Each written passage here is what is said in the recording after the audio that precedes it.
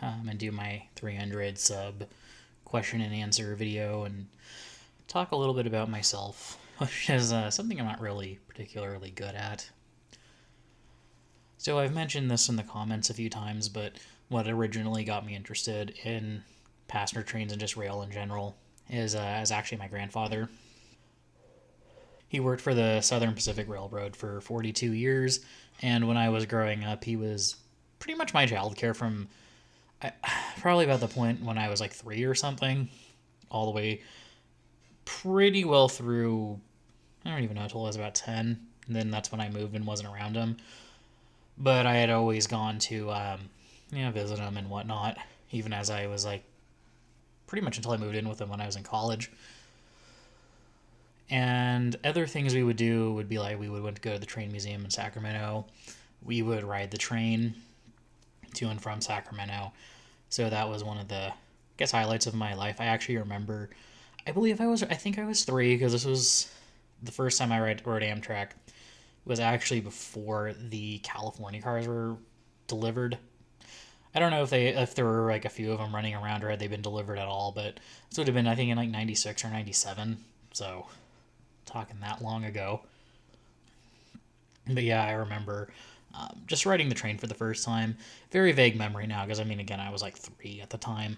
But yeah, I've been interested in rail since I was a kid.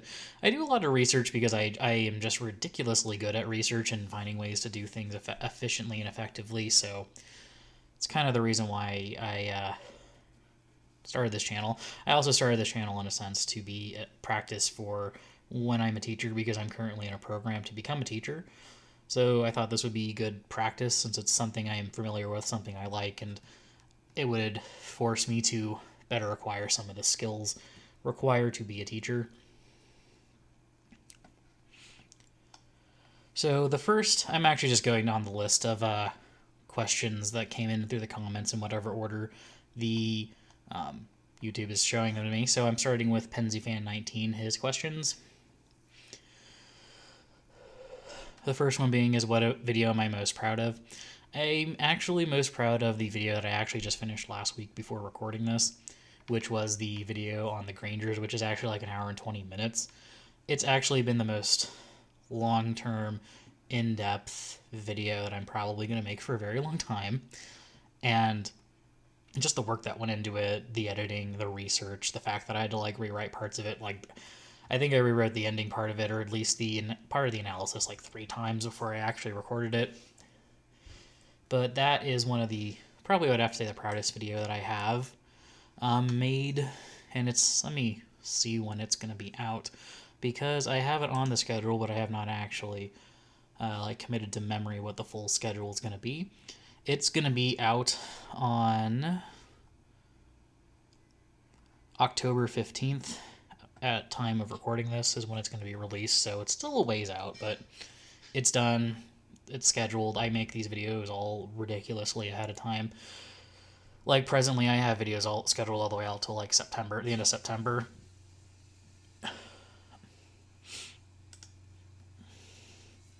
So the next question from Pensy Fan was, what video was the most difficult to make or find info on? I have to say it was probably not one of the videos I have out already. I have to say the Rock Island Rockets was actually pretty a hard video to record, but research on, because not a lot of information is available on those, surprisingly. Like, you can find stuff on the Golden State, you can find stuff on why the Rock Island failed, sort of. You can find stuff on a few of their other trains, like the Rocky Mountain Rocket. Rockets in general, some of the lesser-known ones, very little information about them. Same deal with like the Twin Cities Rocket, or the Twin Cities, not Twin Cities Rocket, but the Hiawathas in general, which is why I made a general video about them, along with having the Twin Cities Hiawatha actually being its own separate video. Or no, wait. Technically, the Twin Cities Hiawatha video is going to be lumped in with all the other ones, which is a similar thing that I'm doing with the Twin Cities 400. I'll eventually have to talk about all the other 400 series trains at some other point in the future. Which, that being said, the Twin Cities 400 video is actually going to be out on August 20th. On the current schedule. I say on the current schedule like I'm going to change it, but I really am not. So basically whatever. If I have like a hard date scheduled and the video is made, it's going out then no matter what. So, because I schedule these, like I'm after, so whenever this video gets put up, all the other videos that are going to be coming out through to like November 12th are going to be scheduled. So like 4 videos are getting scheduled at 5 videos besides this one are getting scheduled at the same time, which will take us through to November 12th. And his final question, which is PensyFan19, is what channels are my inspirations? I would have to say it's kind of a mix of Well, There's Your Problem and The History Guy, which I would say I'd link them, but honestly, I have a terrible track record of actually remembering to do that. But yeah, History Guy and Well, There's Your Problem are probably my 2 biggest inspirations for this channel. And then we're going to be moving on to the next person who has put up questions, which is Henry Tift, and he's asking about the Arizona Limited. All I really know about it was, I believe it was a tourist train between Chicago and Phoenix over the SP and Rock Island, which I think also kind of sort of went into Palm Springs. It's one of those videos I should have mentioned during the Golden State or Sunset Limited route, but I just didn't because other than it existing, and a Wikipedia page, I couldn't really find too much about it. And in some of my earlier videos, if I couldn't find enough information, I just wouldn't mention stuff at all. That being said, if I can find information about something, even if I can't really corroborate it, I'll still at least bring it up, at least in the future, about, and mention that, yeah, I can't really corroborate this information, but here's the information as it is. This is what it is. I don't claim to be perfect on any of this information. So just saying, that's how life works sometimes. And his next question is just talking about Phoenix Union Station. I don't really have any plans to talk about it in the current future, but someday I will make a video about it and most of the other big train stations. I'm gonna maybe try to talk about some of the en route train stations along with the videos I'm talking about, like Perry and Denver Union Station. Like the video with the more Denver centric routes, I think is a good fit. I might go back and do some of the other routes, like talking about like stuff along the Sunset Limited's route and the Golden State route, like talking about Phoenix Union Station. I'll probably do that at some point in the future, but I make no promises at the time of recording because I will be in my school program at least through March of next year, so my schedule is going to be, whatever it's going to be. And his last question is, what is my favorite demolished station? I don't really have one because the stations I would have wanted to see have already been demolished. And I have to say that's probably top of my list of those stations is either going to be both in San Francisco, either the old SB station that the Caltrain station has replaced or the Transbay Terminal. Because although I'm old enough to have been around when the Transbay Terminal existed, I never really went to that part of the city to see it when I was growing up. I would usually be like off on BART up to Chinatown, and that would be it. So I just never got to see the old Transbay Terminal. And now I'm moving down to Nigel Tate, who is asking what I consider a series on the failed mergers of Western railroads like the SPSF and the UP Rock Island. With the analysis of the Granger video, I'm at least kind of sort of covering the Rock Island UP merger, at least in passing. As far as the SPSF, I don't know if I'll actually do that, because I know there's actually a really good video on it that was made that just would put anything I can make to shame. So I'm not really going to talk about it, at least anytime soon. And he's also asking would I do alternate history between the Milwaukee Road and Rock Island being merged either into Conrail in the 70s and 80s or being turned into its own Conrail West. I'm actually part of the next video, at least that's going to be out on October 15th, is going to go into some of the alternate histories that I could see with the Western and/or Granger railroads. What could have happened? One of them will be bringing up the possible Rock Island Milwaukee Road merger. I will say I'm not the kind of person who, at least in that video, will be going into a very rosy picture of that. So a little bit of a spoiler on that.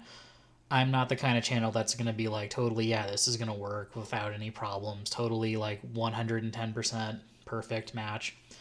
So, yeah, little spoilers. I'm not going to be like totally like alternate history. This would have worked, no problem. Just smile and keep nodding. So the next question is from Jacob Cook, and is, am I an Amtrak rider? And if so, what is the best trip I've had? I will say that I am a Amtrak rider, and I've ridden it more in the past than I do now. As mentioned, when I would visit my grandpa, before I could drive, I would take Amtrak a lot between Reno and the Bay Area to see him. So I was at least using the Amtrak and the Thruway bus a lot. I think I used it at least 4 times a year at minimum. So that would be the most frequent route, and I've only ridden the Capital Corridor east or west of, Fairfield a few times in my life. So not the most not the most prolific rider, at least as far as routes go, but like frequent enough on at least one route. And other than that, I have taken the Zephyr a couple times between Reno and the East Bay. So yeah, I have used it. I will also take a twist on the best trip. The best trip I will say was with my dad when I believe I want to say 11 or 12. Yeah, I think I was 12. We went to Reno on the Zephyr, which was the first time I did it. I remember we got lunch on the train in the dining car, and we basically just took the train. It was my first time going east of Sacramento on the train. I think also my first time to Reno. So yeah, I will say that's my best trip. Worst trip, I will say, is about 2 years ago. This is the year before COVID, so this would have been December of 2019. I took the train from. Where did I take the train from? I took the train from Oakland Airport into, the other parts further east into the East Bay. I will say that was probably my worst trip possible because with the Amtrak BART thing connection, you have to walk from the BART station down a flight of stairs, around a block, over a block to the Amtrak station, which is just a platform and basically is just a bus bench with a rail line next to it. And it's just not very well timed or very well placed for you to transfer between the BART thing and Amtrak to the Oakland airport. I mean, the trip beyond that was all right. I mean, it's not really Amtrak's fault. BART is, and local government in the state is just a pain in the ass. But it's one of those things that it could be better. Like, I would prefer it if the trains went all the way into the airport so we don't really have to deal with the stupid transfer. But it's not happening anytime soon and probably for less than $500 million. So we'll leave it at that. So Jeffrey Osman asks, if I could climb into a time machine, what would be your perfect train ride? Which trains, which accommodations, and what would I order for dinner? So I was actually thinking about this because I took about a week to think about this after I cut the questions off. What I would want to do is basically to do the Coast Daylight, at least to San Jose, then up to, or at least all the way to San Francisco, then over to Oakland, and then Shasta Daylight all the way to Portland, and then I would want to take the North Coast Limited all the way over to Chicago, and then take the Golden State back to California, and then I would want to take the Chief back to somewhere in the middle of the country. I'm not really sure where, and then probably Denver, and then up somewhere up into the upper plains to take the Olympian Hiawatha all the way back over the Pacific Extension as much as would be possible with the map. I haven't really looked at like every single train schedule in enough detail to know how the transferring and the planning would work. And then take the Olympian Hiawatha back, and then the Cascade back into the Bay Area at night. As for like what accommodations, I know I'd want to take a section, and I probably would be fine with that. Like, I'm not really the most like, oh, I need like all this like accommodations and whatnot. Like, one of the things I do dislike the most about Amtrak is that it doesn't have that like middle tier option, like a tourist section sleeper.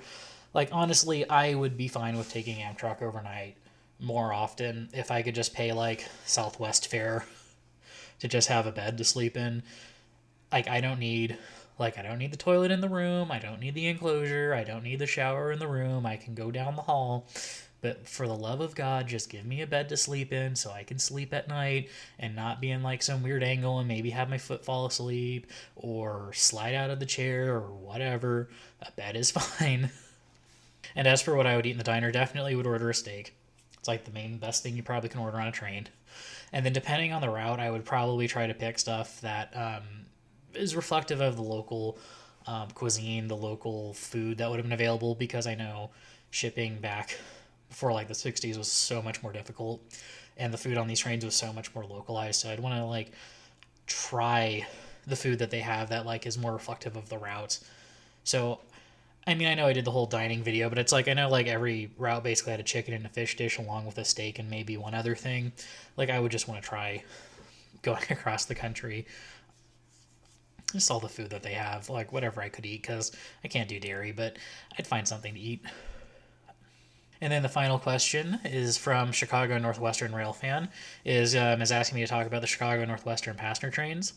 I will say that the Twin Cities 400 video is coming out, as I mentioned, on August 20th, and I will eventually do a general Chicago Northwestern 400 series trains, or one single video on all ones besides the Twin Cities 400 at some point.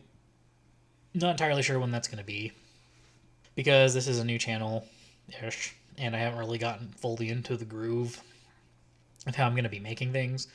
But how I'm making the more Denver centric videos, I think, is actually probably going to be the model going forward.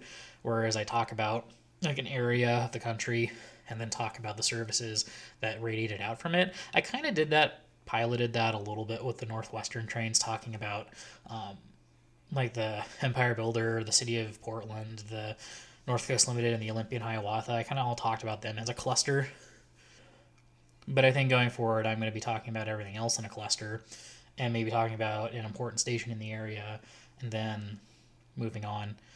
Which is to say that I probably will weave in a few important station videos as time goes forward from the routes I've already covered. But that's going to be a in the future kind of problem, because I got a bunch of stuff already kind of on a to-do list, but no real,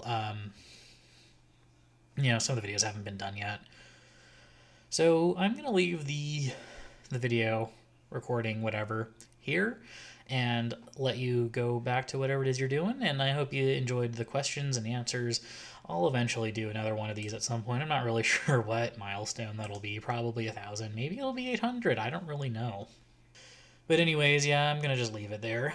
And looking forward to the next video coming out after this one, which will actually be the Twin Cities 400 video, since this is going to come out on August 10th.